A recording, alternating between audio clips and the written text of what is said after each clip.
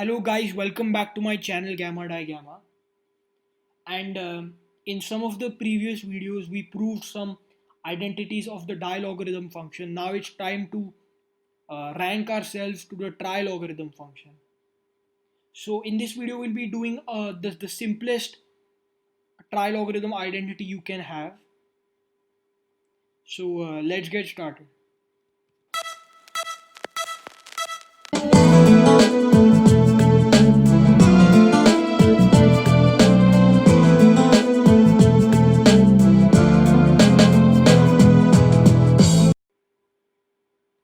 Okay guys, so before starting, I just wanted to give you like a brief introduction of the trilogarithm function. So we know the polylogarithm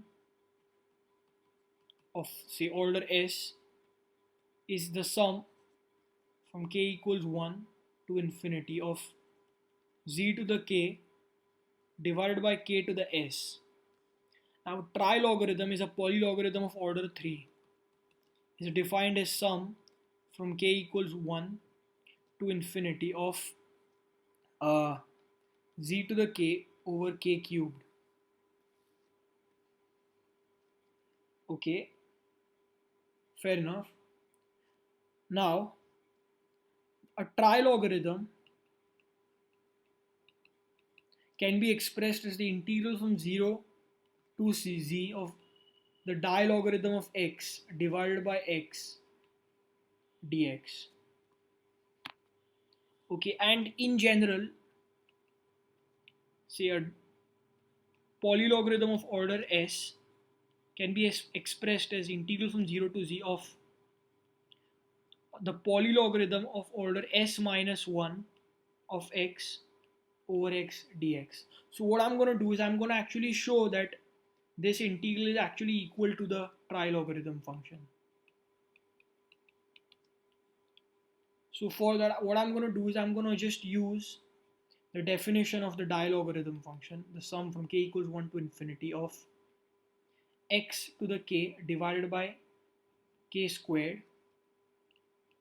We have to still divide by x dx. Now assuming uniform and absolute convergence, we can interchange the sum and the integral. So we have sum from k equals 1 to infinity of 1 over k squared, integral from 0 to z of x to the k minus 1 power dx. Well, now it's just a matter of simple anti-differentiation. We'll have a k cubed and evaluated from 0 to z. So at 0, everything will go to 0. And at z, we have a z to the k.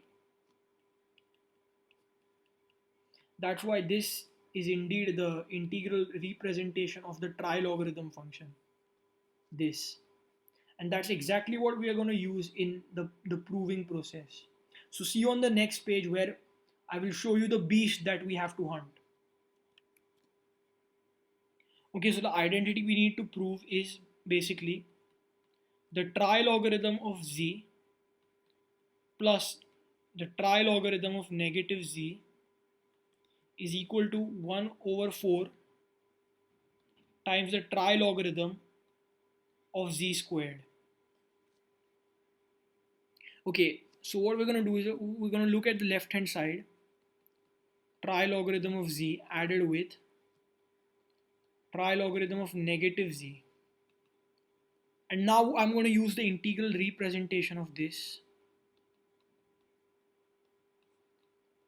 that I actually showed on the previous page, plus integral from 0 to this time negative z dilogarithm of x over x dx. So notice this has a positive upper bound, this is a negative upper bound. Let's convert this negative into a positive by making the substitution. Well, let y equal negative x such that well dx is negative dy. So the first integral is as it is,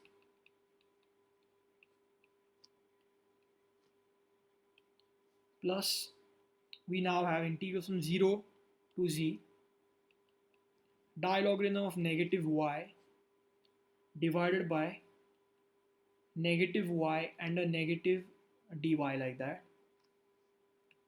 Well, these negatives will cancel out. We have integral from 0 to z dilogarithm of x over x dx plus integral from 0 to z. Now I can change the variable because it's a definite integral.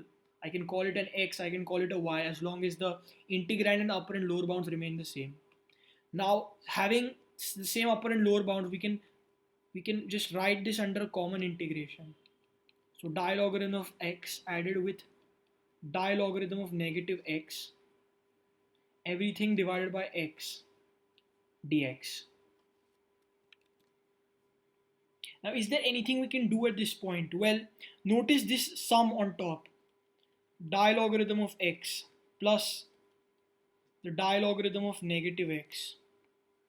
There was a formula for that, and I had made a video with proving three dilogarithm identities. So I'm sure it's part of that. I think it is. Yes, it is. This is half of the dilogarithm of x squared. So it's like a similar formula like the trilogarithm one. So we are actually going to use this. So our left hand side now becomes integral from 0 to z of half dilogarithm of x squared divided by x dx. Well, we are having a problem with our argument, right? Because in a trilogarithm definition, the argument of dilogarithm was always uh, the normal linear, the x, or whatever variable of integration we were having, just one of that. But we have an x squared. So let's make a substitution. Let u equals x squared such that square root of u is x. So dx is 1 over 2 times square root of u du. So our left hand side now becomes half of, well, integral from when you plug in 0 in place of x, have a 0, and you plug in z, you'll have a z squared for u, dilogarithm of u divided by this x is just square root of u, and then du divided by 2 square root of u.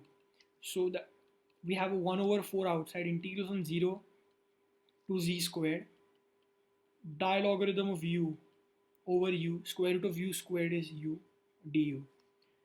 And this just happens to be, now this is the integral representation of the trilogarithm of z squared. Well, the argument was always on the upper bound, and this was common for trilogarithms. Just what to take as argument was dependent on the upper bound here. So we have the trilogarithm of z squared, which is indeed our right hand side that we wanted to prove. So hence proved LHS is equal to RHS. Isn't that a fantastic result? I mean, this is so useful. I mean, you'll only understand the importance of these things once we get to solving some questions with it, like integrals and stuff. So I think that's it for this video, guys. I hope you enjoyed it and learned as much as I do by making videos for you guys. So please like, share, and subscribe to my channel, guys. Recommend me to your friends. Spread the word of Gamma Di Gamma in the math community, or in any community where people may be interested. In the meantime, stay home, stay safe, keep doing math, don't get bored, and peace out. Signing off.